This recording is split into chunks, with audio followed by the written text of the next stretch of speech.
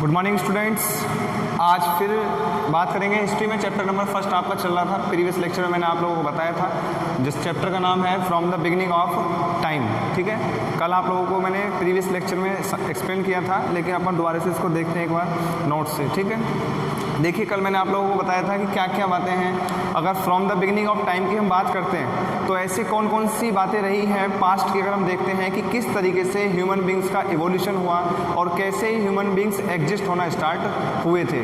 ठीक है, कैसे उन्होंने अपनी लाइफ को सर्वाइव करते थे, कैसे फॉर्मुलेशन स्टार्ट हुआ, मीन्स इवोल्यूशन स्टार्ट हुआ, कैसे वो सस्टेन करने लगे, कैसे एग्जिस्ट करने लगे, और आपस में एक दूसरे से कम्युनिकेट करने के लिए उन्होंने किस किस चीज़ का ट्रांसफॉर्मेशन या डेवलपमेंट को क्या करा स्टार्ट किया था। ये सब बातें थी।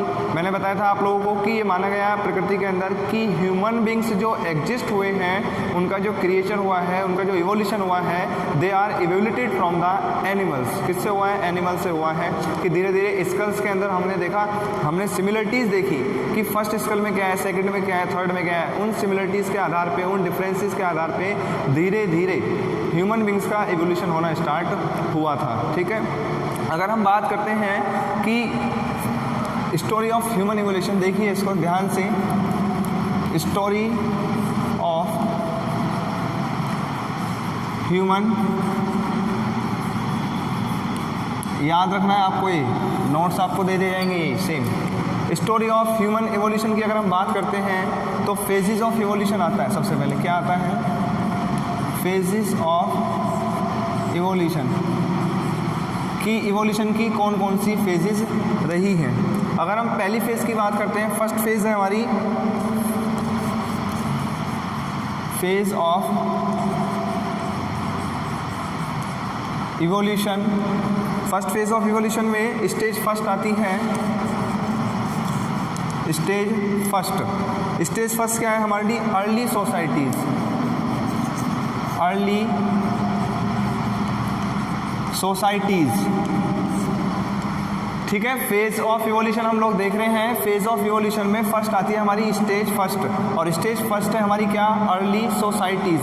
ठीक है, कि पहले अर्ली टाइम में जो सोसाइटीज़ हुआ करती थी वो उन्हें अर्ली सोसाइटीज़ कहा गया है। लेकिन मैंने कल आप लोगों को प्रीवियस लेक्चर में बताया था कि early societies are the basically primitive societies which are use to the economic activities. ठीक है, सर्वाइव करने के लिए वो प्रिमिटिव सोसाइटीज़ हुआ करती थी। वो हंटिंग करती थी, गैदरिंग करती थी, प्लांट्स एंड फूड्स को गैदर करते थे लाइफ को सस्टेन करने के लिए। ठीक है, ये है, देखिए अर्ली सोसाइटीज़ के अंदर क्या क्या आते थे हमारे? एपी आते थे। ठीक है, उसके बाद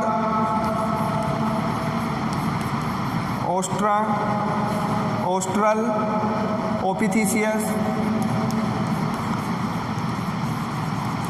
ओपिथीसियस आए। उसके बाद होमो इरेक्टस आए। Homo erectus literally upright man, literally upright man. ठीक है, उसके बाद नेक्स्ट है होमो सेपियंस आए।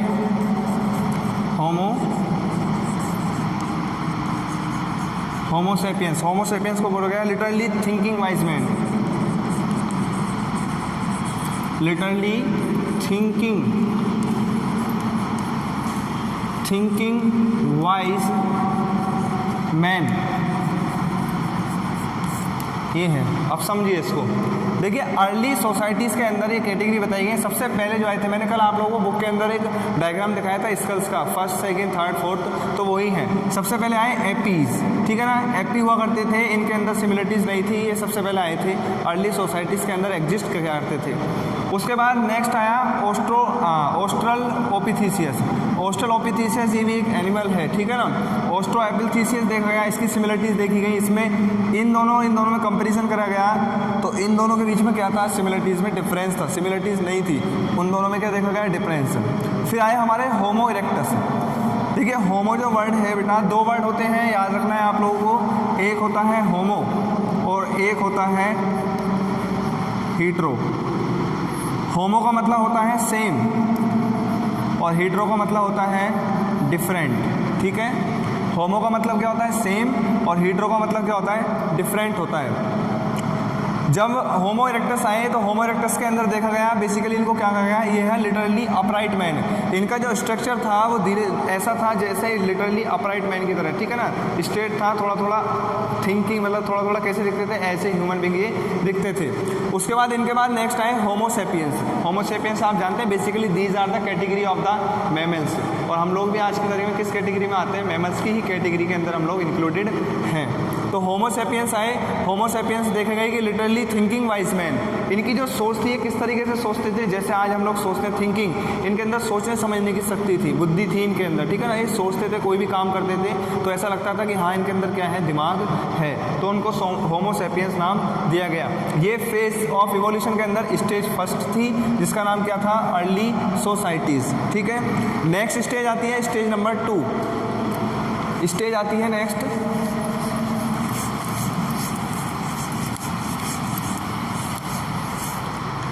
स्टेज 2, स्टेज 2 देखिए स्टेज 2 में बताया गया मॉडर्न ह्यूमंस। मॉडर्न ह्यूमंस आए और hunters and gathers, hunters and gathers. Stage 2 में मॉडर्नाइजेशन हो गया था, ह्यूमंस का क्या हो गया था, मॉडर्नाइजेशन हो गया था, मीन्स ह्यूमन बींग्स इवोल्यूटेड हो चुके थे। किससे, अभी पहले फर्स्ट स्टेज में मैंने आप लोगों को बताया था किससे इवोल्यूशन हुआ था, और सेकंड स्टेज में मॉडर्न ह्यूमंस एग्जिस्ट करने लग गए थे। एग्जिस्ट करने के साथ साथ अपनी लाइफ को सर्वाइव करने के लिए क्या क्या चाहिए होता था इनको, शेल्टर हो गया, फूड हो गया, ठीक है, और रहने के लिए शेल्टर हो गया, फूड हो गया, क्लॉथिंग या ड्रेसिंग हो गया, all these are required to survive. तो इन्होंने धीरे धीरे क्या करते थे, अपनी लाइफ को सर्वाइव करने के लिए ये हंटिंग करते थे और गैदरिंग करते थे। गैदरिंग का मतलब खाने पीने की चीज़ों को इकट्ठा करते थे, चाहे वो प्लांट प्रोडक्ट हो या कोई भी प्रोडक्ट हो। देखिए हंटिंग के साथ साथ ये स्कैवेंजिंग करते थे।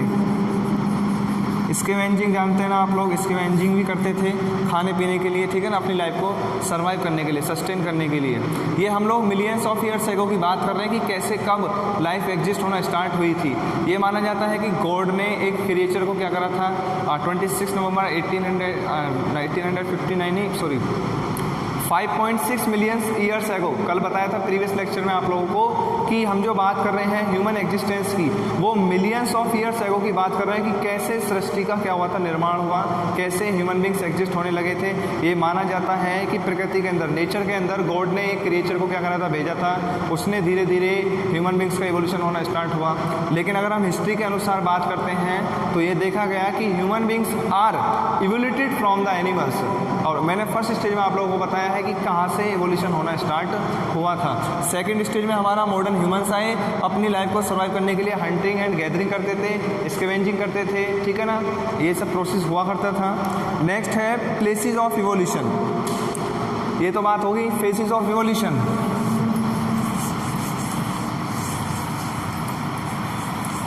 ये तो थी फेजेस ऑफ इवोल्यूशन। अब है places,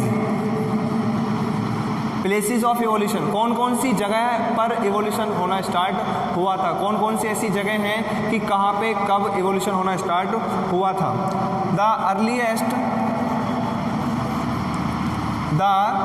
earliest fossils of modern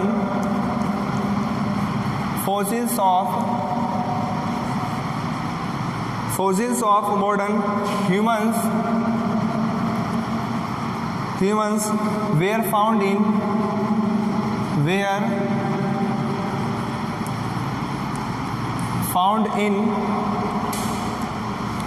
देखिए सबसे पहले आता है इथोपिया।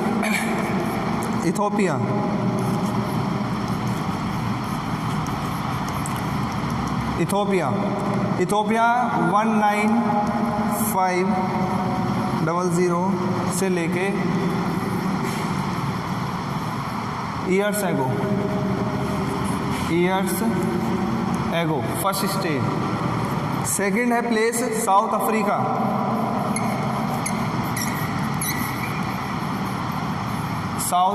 अफ्रीका। जिसमें पीरियड बताया गया है 1 to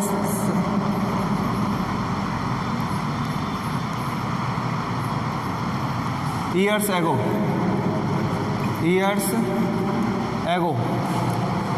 थर्ड पीरियड है हमारा मोरोको। मोरोको 70,000 से लेके 50,000 ईयर्स एगो। ये वो प्लेसेस हैं जहाँ पे ह्यूमन बींग्स का इवोल्यूशन होना स्टार्ट हुआ था। इजराइल,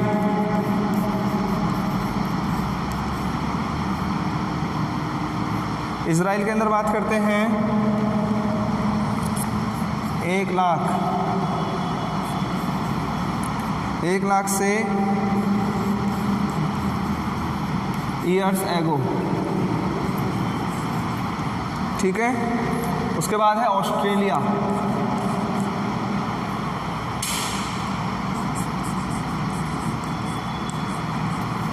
ऑस्ट्रेलिया में हम बात करते हैं 45,000 से लेके 35,000 ईयर्स एगो। उसके बाद है बोर्नियो।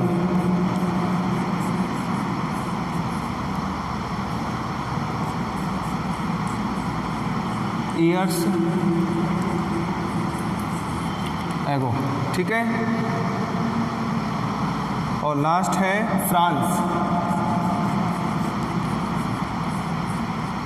फ्रांस में 35,000 ईयर्स एगो। 35,000 years ago. बेटा दीज आर द प्लेसेस, हम पढ़ रहे हैं प्लेसेस ऑफ इवोल्यूशन की। ऐसी इवोल्यूशन की कौन कौन सी जगह रही हैं जहाँ पे इवोल्यूशन होना स्टार्ट हुआ था। तो ये प्लेसेस हैं हमारी, प्लेसेस ऑफ इवोल्यूशन, ठीक है। कि सबसे पहले अर्लीस्ट फोसिल्स, ये वो जगह हैं जहाँ पे कुछ क्या पाए गए थे, अर्लीस्ट फोसिल्स पाए गए थे। अब इस फोसिल से क्या मतलब है, देखिए आप लोगों ने पढ़ा है कि फोसिल फ्यूल्स या fossils are formed by the decomposition of the organisms, ठीक है ना। जब ये स्टडी करा गया तो बहुत सारे ज़मीन को जब खोदा गया तो फोसिल्स के साथ साथ कुछ स्कल्स भी दिखे थे। तो स्कल्स अगर जब निकले वहाँ से बरीड सोइल के अंदर स्कल्स निकले तो ये देखा गया कि भाई स्कल कहाँ से है। स्कल का मतलब है कि जो ह्यूमन बींग्स थे या ऑर्गेनिजम्स थे वो पहले एग्जिस्ट करते थे, ठीक है। तो उन चीज़ों से आइडिया लगाया गया। तो ये वो प्लेसेस थी जहाँ पे फोसिल्स पाए गए थे। हमारे modern humans were found in यहाँ पे इथोपिया के अंदर पाए गए थे, south Africa, मोरोको, Israel, Australia, Borneo और फ्रांस। और ये हम लोगों को क्या दिया हुआ है, टाइम पीरियड दिया हुआ है कि इतने इतने साल ईयर्स एगो पहले हम लोगों को यहाँ पे इन जगह पर क्या हुआ था, धीरे धीरे इवोल्यूशन हुआ था और यहाँ पे मॉडर्न ह्यूमंस क्या गए थे, पाए गए थे। मॉडर्न ह्यूमंस यहाँ पे क्या करते थे, एग्जिस्ट किया करते थे। टाइम पीरियड हम लोगों को मेंशन है कब कब किए गए थे, ये चीज़ें आप लोगों को याद रखनी है, ठीक है। नेक्स्ट आता है थर्ड आउट। फर्स्ट देख लिया आप प्लेसेस, फेसेस, फर्स्ट देखा फेसेस, सेकंड देख लिया प्लेसेस। अब थर्ड आते हैं हमारे, थर्ड है हमारा बेटा सोशल एस्पेक्ट्स है। सोशल एस्पेक्ट्स मतलब कि ह्यूमन बींग्स जो सरवाइव करते थे वो उनके सोशल एस्पेक्ट्स क्या हुआ करते थे, ठीक है। सोशल, थर्ड है सोशल एस्पेक्ट्स। सोशल एस्पेक्ट्स के अंदर अगर हम बात करते हैं तो फूड और क्या आता था, शेल्टर, फूड और शेल्टर, ठीक है ना। देखिए फूड और शेल्टर का मतलब क्या है, आप लोग जानते हैं लाइफ को सरवाइव करने के लिए फूड, शेल्टर, ड्रेसिंग, ये सब चीज़ें हम लोगों को चाहिए होती थी। आज मॉडर्न में है लेकिन प्रेजेंट पास्ट में भी हम बात करते हैं तो लाइफ को सरवाइव करने के लिए दो चीज़ें चाहिए होती थी मेन, फूड और शेल्टर। खाने के लिए खाना और रहने के लिए क्या होना चाहिए, घर। तो आप लोग देखते थे कि पहले ज़्यादातर आदिवासी ह्यूमन बींग्स कहाँ सर्वाइव करते थे, जंगलों के अंदर ही सर्वाइव किया करते थे। वहीं से ही वो अपने फूड को गैदर किया करते थे, हंटिंग किया करते थे और वहीं पे ही अपनी झोपड़ी पट्टी बना के झोपड़ी बना घेर लेते थे, तंबू गाड़ लिया करते थे, उनमें अपनी लाइफ को क्या करते थे, सर्वाइव किया करते थे, ठीक है ना। फूड के अंदर प्लांट प्रोडक्ट्स को ये क्या करते थे, पहले ईट किया करते थे, प्लांट्स प्रोडक्ट्स को गैदर किया करते थे, उन्हीं को खाया करते थे और उन्हीं के थ्रू अपनी लाइफ को क्या करते थे, सर्वाइव किया करते थे। पहले फूड का और भी कोई सोर्स नहीं हुआ करते थे, ठीक है। डायरेक्ट ये फूड को या कोई भी हंटिंग करके कोई भी एनिमल्स को लाते थे, उसको पकाते थे और क्या करते थे, ऐसे डायरेक्ट खा जाया करते थे, ठीक है ना। फूड की और शेल्टरिंग इनकी ये डिमांड हुआ करती थी उस समय, ये सोशल एस्पेक्ट्स थे इनके। नेक्स्ट हम बात करते हैं फोर्थ जो आता है वो आते हैं हमारे इकोनॉमिक एस्पेक्ट्स। फोर्थ है हमारा इकोनॉमिक एस्पेक्ट्स, ठीक है। अगर हम इकोनॉमिक एस्पेक्ट्स के अंदर बात करते हैं तो इकोनॉमिक के अंदर क्या करते थे, फार्मिंग, उसके बाद डोमेस्टिकेशन ऑफ एनिमल,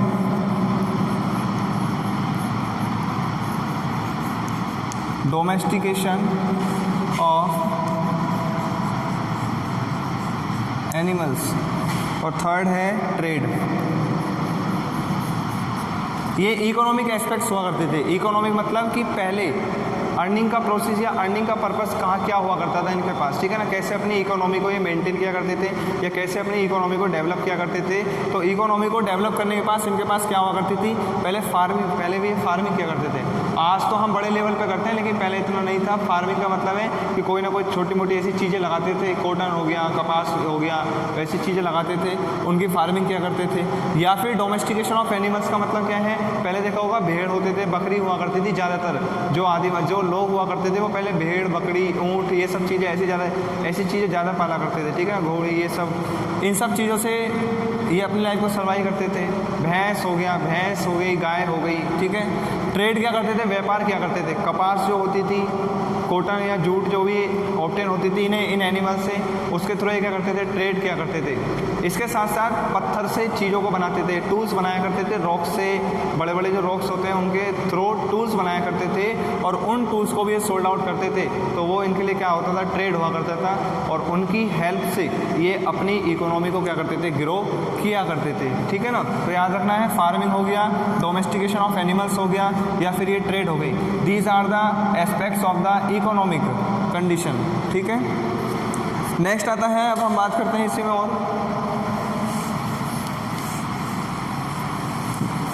नेक्स्ट है cultural aspects. Cultural, fifth cultural aspects में अगर हम बात करते हैं,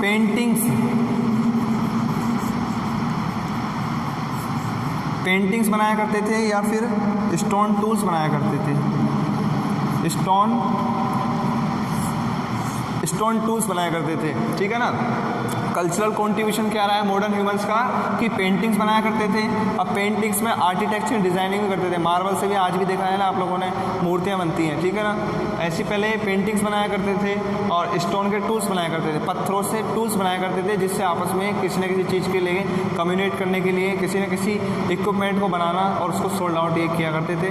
कल्चरल कॉन्ट्रीब्यूशन इनका ये रहा है, ठीक है ना। अगर हम सिक्स्थ बात करते हैं, सोर्सेज क्या क्या रहे इनके पास। सोर्सेज में बात करते हैं तो फॉसिल्स थे इनके पास, ठीक है, स्टोन टूल्स थे, और क्या थी इनके पास, बॉन्स थी। दीज आर द सोर्सेज, ठीक है, इनके पास ये सोर्स हुआ करते थे, और इन सोर्स के ऊपर ये डिपेंड रहा करते थे अपनी लाइफ को सर्वाइव करने के लिए। इन सब चीज़ों से, ये चीज़ें जब एग्जिस्ट किया करती थी, इन सब चीज़ों की हेल्प से, मदद से ये अपना आगे का वर्क किया करते थे, ठीक है। ये सारी बातें याद रखनी है। और नेक्स्ट है हमारा phase of stone age. Seventh जो आई थी वो आई थी phase of stone age. Phase of stone age का मतलब क्या है, ये फेज स्टार्ट हुई, इसके अंदर अलग अलग स्टोन से, अलग अलग तरीके के स्टोन से अलग अलग टूल्स को जनरेट करना स्टार्ट कर दिया, मार्केट्स में भी अवेलेबल होने लगे, जिससे इनकी पॉपुलैरिटी और ज़्यादा क्या होने लगी, बढ़ने लगी, एग्जिस्टेंस और ज़्यादा बढ़ने लगी, और अपनी लाइफ को ये मॉडर्न ह्यूमन जो थे वो क्या करने लगे थे, सर्वाइव करने लग गए थे, ठीक है ना।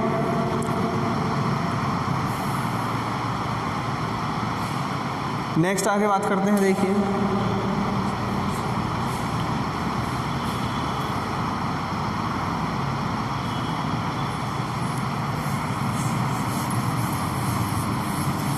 नेक्स्ट आगे चलते हैं चैप्टर में। और तो नेक्स्ट है आगे फेजेस ऑफ इवोल्यूशन, ये हम लोगों ने देख लिया है, ठीक है ना।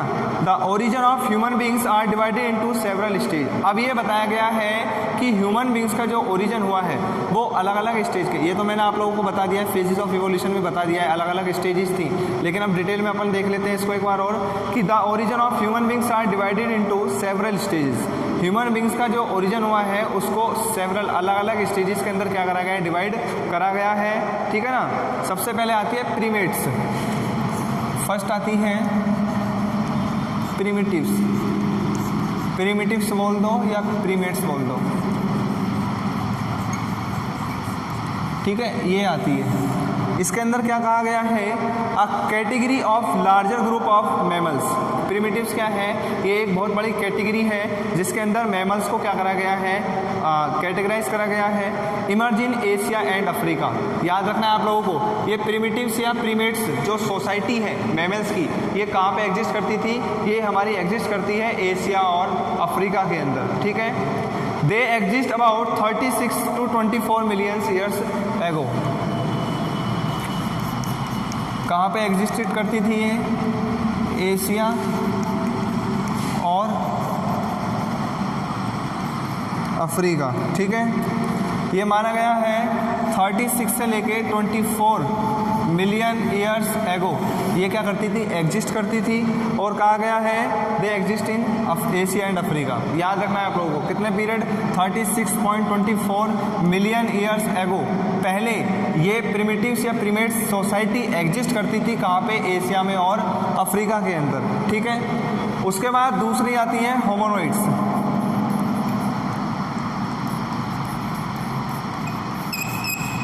सेकंड आती है होमोनोइड्स। होमोनोइड्स क्या होते हैं, a sub group amongst primates emerge by 24 million years ago called hominoids. Hominoids क्या है कि अब से 24 मिलियन ईयर्स एगो प्रिमिटिव्स में से जो ग्रुप्स एग्जिस्ट किया करते थे उनको क्या कहा गया था, उनको ही होमोनोइड्स कहा गया था।